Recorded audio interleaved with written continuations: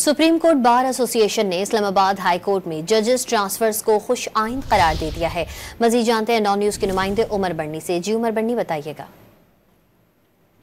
बार ने Islamabad high court में जजेस ट्रांसफर को खुशाइंद करार दे दिया है। एलामिया में कहा गया है कि आइन का आर्टिकल 200 सदर मुमलिकत को जजेस ट्रांसफर की इजाजत देता है।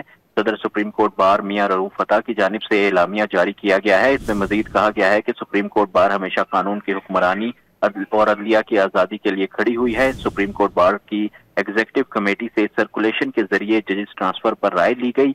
आइन का आर्टिकल 200 बिल्कुल वाज़े है। जजेस की ट्रांसफर नई तकर्री नहीं होती।